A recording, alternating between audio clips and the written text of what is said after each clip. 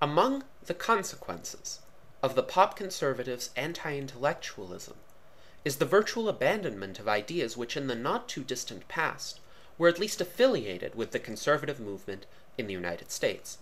These ideas include the maximal liberty of the individual from government interference, the limitation of government size, and the desirability of free, unhampered markets in goods and ideas.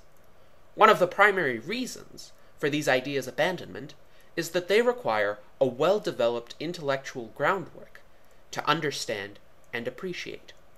The entire case for liberty is non-particularist. It does not depend on any given set of individual preferences or goals, and by itself, it does not guarantee the fulfillment of any individual preference or goal. Rather, liberty sets in motion systemic tendencies that facilitate improved non-coercive preference fulfillment for virtually everyone, while minimizing harmful interference with every individual's attempts at flourishing. One of the characteristics of a non-intellectual or anti-intellectual mindset is the inability to conceive of any regularities beyond immediately perceptible events and stereotypical common wisdom, and any means beyond the most direct for the attainment of one's goals. The pop-conservatives and their constituents have exhibited this deficiency in their abandonment of support for liberty and their replacement of it with particularist agendas to enshrine their own moral values by a combination of legislative fiat and private coercive actions. Even when the rhetoric of liberty and free markets is not dropped by the pop-conservatives, the substance and the understanding of these ideas is. The best illustration of this tendency at work can be found in the George W. Bush administration of 2001 to 2009, which has enacted unprecedented growth in both federal spending and federal power, even when foreign policy is excluded from consideration. And all of this despite the administration's nominally free market platform. The Bush administration was quintessentially pop-conservative in its lack of hesitation in spending vast amounts of government money to directly achieve particularist goals, evidenced by anything from massive government contributions to faith-based organizations to Bush's support of a then unprecedented economic bailout. No person who truly understands the principles of the free market would believe that the survival of particular firms or business models is necessary to save an economy or keep it prosperous.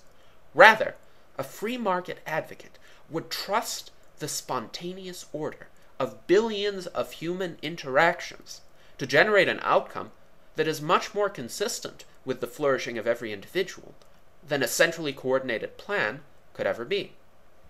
Although they sometimes employ free market rhetoric, pop-conservatives are only fair-weather friends of liberty.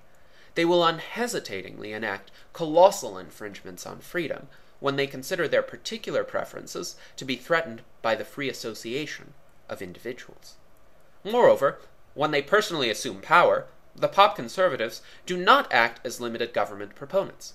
Rather, they most often consider themselves to have the prerogative to do whatever is not explicitly forbidden, and even some of that which is forbidden. Consider, for instance, George W. Bush's notorious use of presidential signing statements, through which he blatantly announced that he would interpret laws contrary to their letter and to the intention of their authors, and even at times declared that he would not enforce certain parts of bills he himself signed. Or consider Sarah Palin's infamous remark as mayor of Wasilla, Alaska, to a city council member upon spending $50,000 of city funds to redecorate her own office. "I'm the mayor. I can do whatever I want until the courts tell me I can't." Pop-conservatives do not believe that the limitations on government power should apply to themselves when they hold office. Quite frequently, pop-conservatives merely use the rhetoric of limited government to gain support from a constituency that is somewhat sympathetic to such ideas. Once elected, however, the same people do not hesitate to outspend and outregulate their more intellectually honest, open advocates of government growth. The most recent Republican presidential ticket of John McCain and Sarah Palin illustrated clearly just how far pop-conservatism has pervaded the approach of the Republican Party and the sympathies of much of the Republican electorate. McCain, despite a half-hearted advocacy of tax cuts and liberalization of oil drilling, spoke out in strong support of the TARP bailouts, carbon taxes, and cap-and-trade schemes to ineffectually reduce fictitious anthropogenic global warming, more government spending to foster, quote, voluntary community service, greater government interventions in the healthcare system, and a promise that, quote, there will be more wars, while existing foreign entanglements might have to be kept up for 100 years or more. Palin demonstrated complete ignorance of the Constitution's limitations on government power when she suggested that the vice president was given, quote, strong powers by that document. Moreover, she showed an egregious lack of historical knowledge when she said of the Pledge of Allegiance, "If it was good enough for the Founding Fathers, it's good enough for me."